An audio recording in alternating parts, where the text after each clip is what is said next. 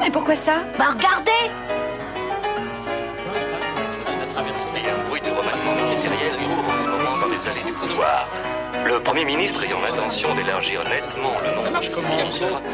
Il commence à y avoir de ces radios un peu partout. Oh, mais ne t'inquiète pas, les journaux ont encore un bel avenir devant eux.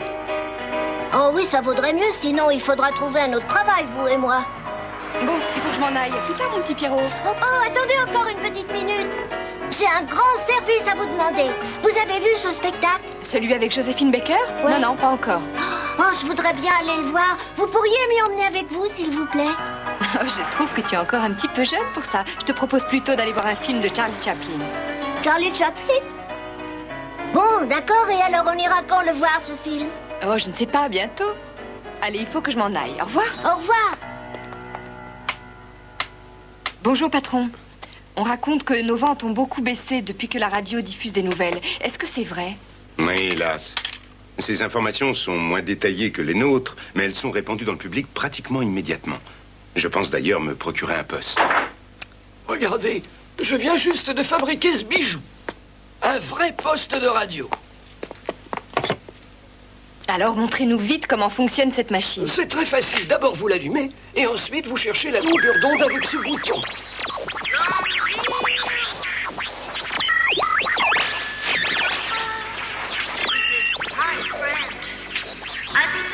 Et voilà. Oh, mais je crois bien reconnaître la voix de la fabuleuse Joséphine Baker. Oui, c'est elle. Oh, mais quel dommage qu'on n'entende pas plus tôt ce jeune chanteur que je trouve formidable et très beau, Laurie Chevalier. Oh, ce n'est pas très au point. Ça ne devrait pas s'arrêter comme ça. Oh, quel dommage. L'orchestre de mes amis doit justement jouer ce soir au grand restaurant de la Tour Eiffel. Et en principe, il passera à la radio. On ferait mieux d'aller travailler. Alors, je suppose que tu iras écouter l'orchestre ce soir? Oh, je ne sais pas, je n'ai rien prévu. Si tu es d'accord, je peux t'inviter à dîner là-bas. Comme ça, tu pourras écouter l'orchestre en mangeant. Qu'est-ce que tu en penses? Ah oui, alors, ça j'aimerais bien.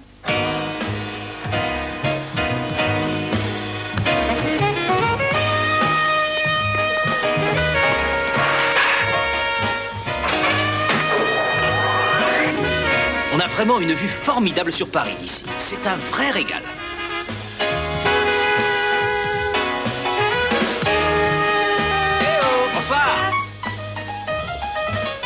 Ouais. C'est une chance pour l'orchestre de venir jouer dans un endroit pareil, tu ne trouves pas? Regarde-moi cette clientèle de marque qui l'écoute. Ma banque vient de réaliser des placements très rémunérateurs à la bourse. De toute manière, mon cher, avec les mines d'or ou d'argent, on ne court pratiquement aucun risque. Personnellement, j'investis beaucoup dans les pierres précieuses. Ce collier d'émeraude doit valoir une petite fortune. Oh oui, il est magnifique. Oh, regarde un peu qui est à la table, là-bas. C'est Mimi, le mannequin à la mode. Elle aussi, elle est magnifique, ça, il faut bien l'avouer. Oui, si on aime ce genre de femme. Oh, tu vas pas être jalouse. En tout cas, l'orchestre est très en forme ce soir. Ah oui? Oh, ne fais pas la tête, s'il te plaît. Je ne fais pas la tête.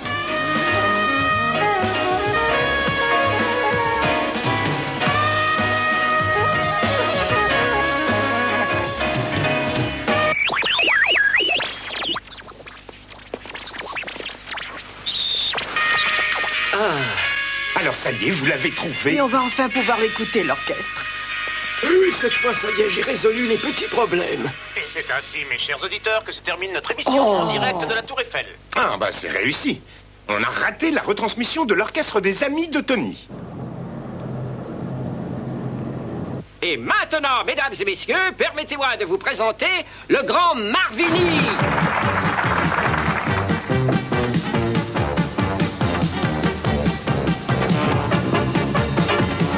Et voilà.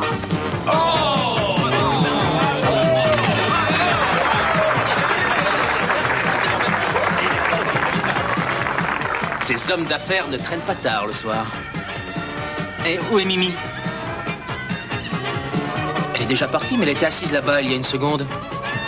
Oh, ça suffit avec cette Mimi. Oh, oui, pardon, excuse-moi. Je te jure que je vais arrêter. Mesdames et messieurs, je vous en prie, ne vous alarmez surtout pas. Il s'agit d'une simple panne passagère. L'électricité sera rétablie dans 1 minute. Ah, ça y est.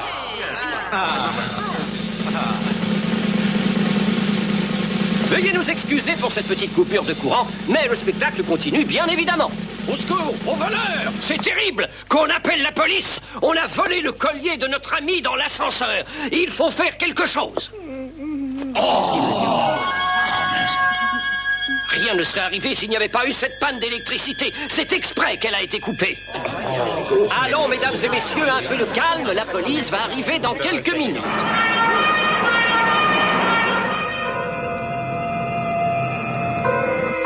Bonsoir, inspecteur Calvignac. Comment avez-vous réussi à arriver avant nous sur les lieux du vol? Vous saviez qu'il allait se produire? Mais non, pas du tout. Nous étions simplement venus écouter l'orchestre. Oui, on a même dîné ici. Bon, admettons. Vous nous excuserez. Nous allons fouiller tous ceux qui sont ici présents. Je vous en prie, inspecteur, il faut trouver ce collier. Madame Roche y tient beaucoup. Nous ferons tout ce que nous pourrons, chère madame. C'est impensable qu'on puisse être volé en plein Paris. Mais un collier pareil était assuré, je suppose. Bien entendu, oui. Mais je ne comprends pas. Pourquoi faites-vous fouiller les clients du restaurant? D'après la victime, le vol a eu lieu dans l'ascenseur, donc à l'extérieur du restaurant. De toute façon, personne n'a pu descendre à cause de la panne de courant. Voyons, mais... Et cette femme? Il y avait une femme assise près de la baie vitrée qui nous a regardés toute la soirée. Elle est peut-être mêlée à cette affaire, inspecteur. Peut-être bien. Trouvez-moi cette femme. Bien, chef. Mais dépêchez-vous. Disons que tu n'as pas vu mes plombs, là. On ne s'attendait vraiment pas à ce genre d'événement. Je me demande bien où a pu passer le collier de Madame Roche. Est-ce que tu as trouvé une explication valable? Tony.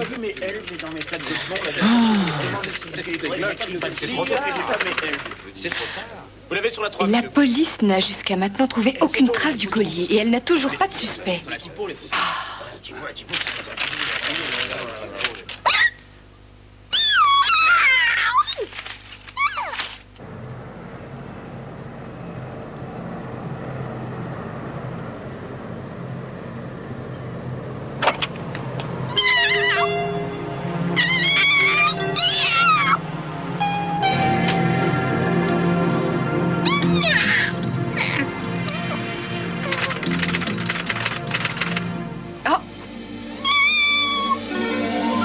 Ne bouge pas.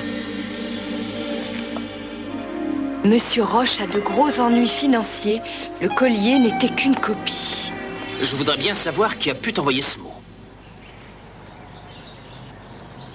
Je me demande si l'inspecteur Calvignac va retrouver le voleur. Il n'a aucun indice pour l'aider. Hé, Tony, Alain! Oui, inspecteur. Inspecteur Calvignac, justement, Tony et moi, on était en train de parler de vous. Ah, vous arrivez très bien. J'ai un petit service à vous demander. Oh, mais je vous en prie, asseyez-vous donc avec moi.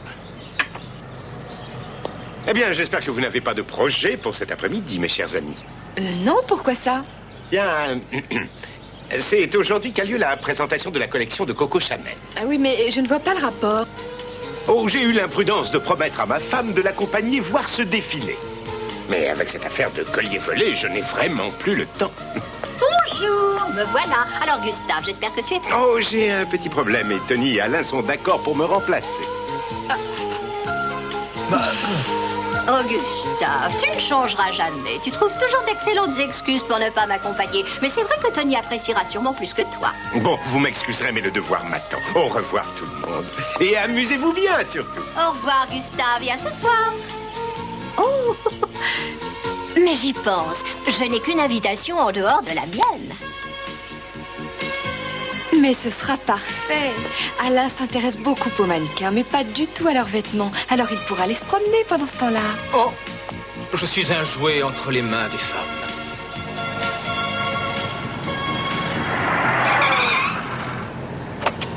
Merci.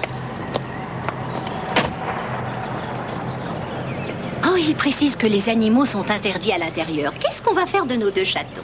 Oh, attendez, j'ai une idée. Enlevez vite votre manteau, s'il vous plaît. Merci.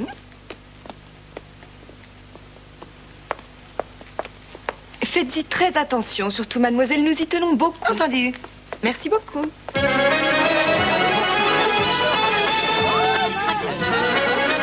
Et voici pleine de Sibérie, un modèle fait de laine et de fourrure de castor. Et voici maintenant soirée. Regardez en face de nous, c'est la femme qui s'est fait voler son collier.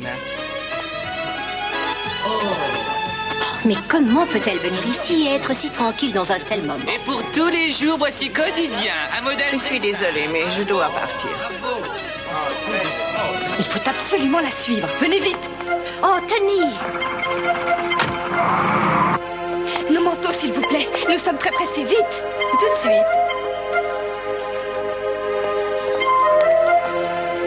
Voilà, mesdames, je vous en prie.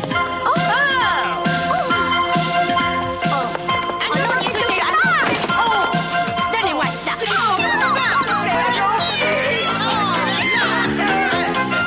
Philippon! Mercurio! Par ici.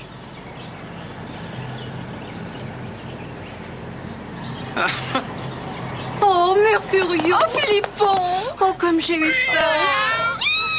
Oh, merci, Alain. Mais de rien. Alors qu'est-ce qui s'est passé? Ils sont sortis comme des fous? Je t'expliquerai ça plus tard. Pour l'instant, veux-tu raccompagner Hélène et garder Philippon, s'il te plaît? Taxi! Hé, attends! Mais où vas-tu?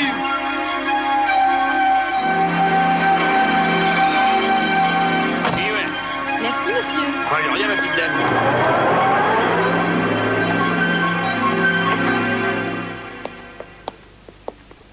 Madame Roche va venir dans un petit instant. Je vous en prie, asseyez-vous en attendant.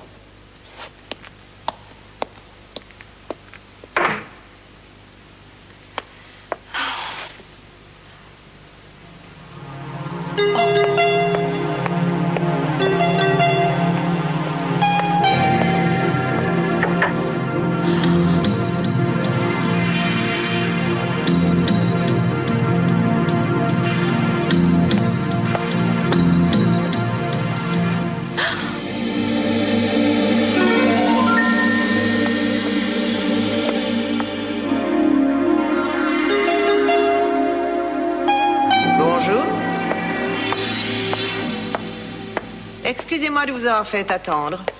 Oh, mais je vous en prie, c'est moi qui vous demande de m'excuser de vous surprendre chez vous. J'ai lu ce que vous avez écrit dans votre journal à propos des récents événements. Et vous avez apparemment deviné ce qui s'est réellement passé. Oui, madame. Mais je voudrais en entendre la confirmation de votre bouche. Il y a bien eu un vol. Mais le voleur ne savait pas que le collier n'était qu'une copie. Et c'est terrible.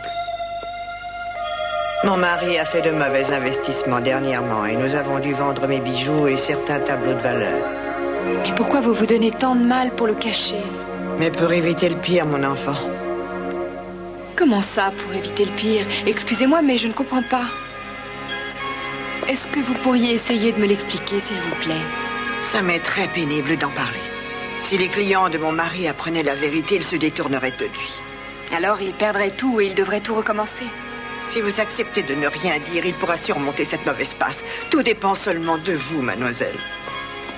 Oh, madame, rassurez-vous, je ne dirai absolument rien de votre situation financière. Votre secret ne risque rien avec moi. Je vous remercie, mademoiselle.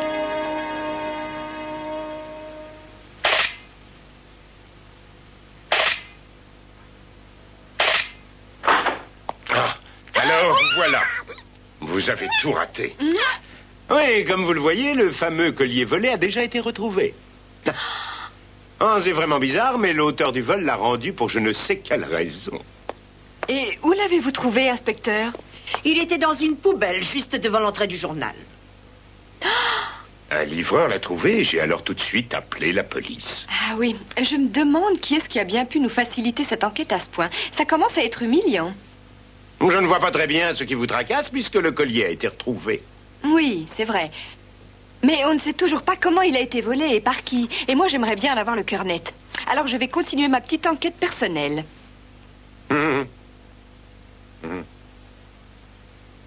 Pourquoi pas, si c'est ça que vous voulez. Je vous remercie beaucoup, inspecteur. Je vais avoir besoin de toi, Alain. Tu veux bien m'accompagner, s'il te plaît? Oui, mais attends. Oh, c'est...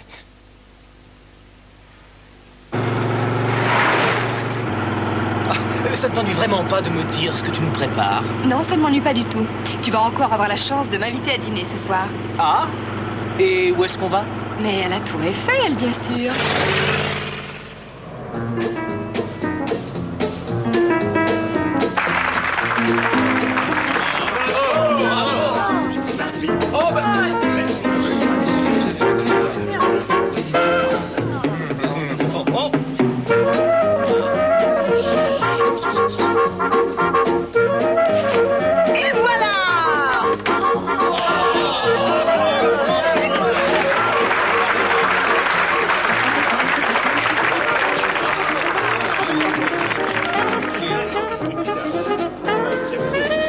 Il est vraiment formidable, ce magicien. Tu ne trouves pas, Tony? Oh, tais-toi, s'il te plaît. Je voudrais bien savoir pourquoi tu parais tellement passionné par Mimi. Je trouve qu'elle a l'air désespérée.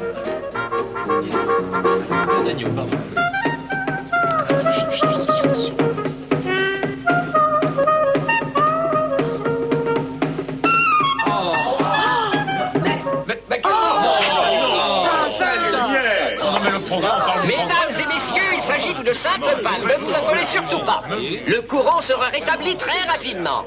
Ah, qu'est-ce que je vous disais? Le spectacle continue. Et voilà!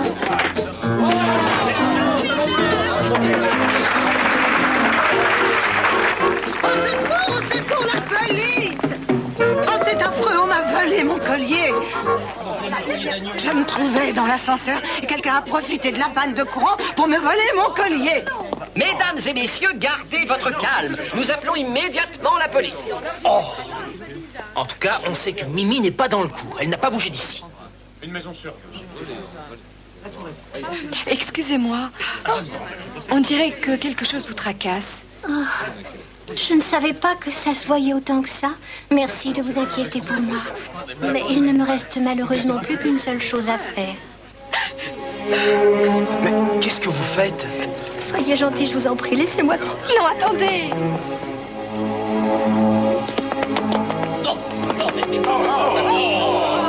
Oh, mais je vous en prie, ne partez pas. Non, Mimi, ne faites pas ça. Non, attendez.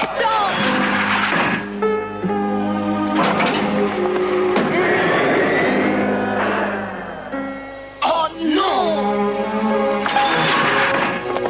Mais enfin, que se passe-t-il? Elle veut se tuer. Non, mais pourquoi ça tombe toujours sur moi? Oh, c'est très mauvais pour notre réputation.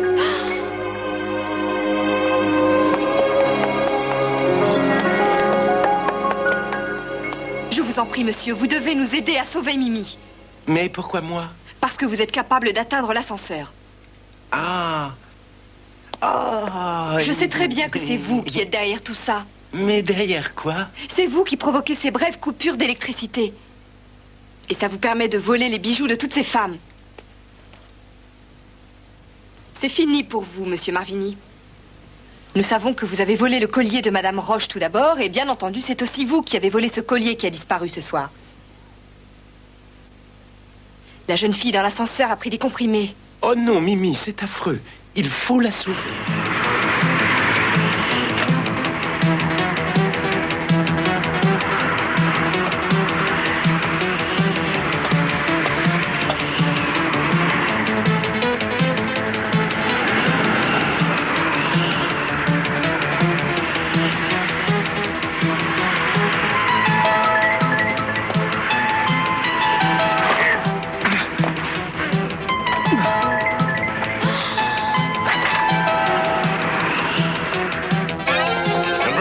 C'est du beau travail. Il paraît que vous avez élucidé le mystère de tous ces vols. Mais ça n'est pas ça le plus important, inspecteur. Je ne comprends pas. Nous avons réussi à sauver une jeune femme.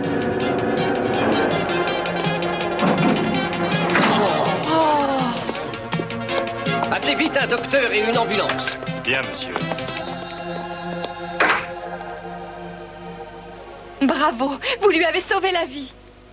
Oh non, c'est vous qui l'avez sauvé. Vous savez bien que je serai arrêté. Écoutez, monsieur, je vais tout faire pour vous trouver un très bon avocat. Je vous en serais vraiment reconnaissant, mademoiselle.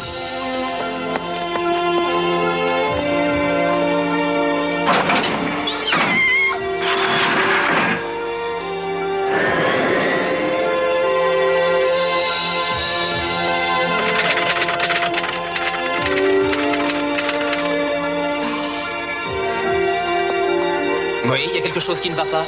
Je n'arrive pas à écrire cet article sur Marvini. C'est un voleur, mais il a sauvé Mimi. Hé c'est incroyable, je viens d'entendre à l'instant à la radio que Marvini, le magicien, venait de s'évader de prison. Comment il a réussi à s'enfuir? Bon, mais oui, ça se comprend très bien. C'est un magicien. Il est presque impossible de garder ces gens-là enfermés. En tout cas, on ne le retrouvera sûrement pas de sitôt, ce Marvini. Oh! Je pensais bien que ce genre d'événement allait se produire, alors j'ai préparé une illustration pour votre article. Oh, merci beaucoup. Elle est vraiment très réussie. Et je parie que vous n'aurez plus de difficultés pour votre article maintenant, puisqu'il finit bien.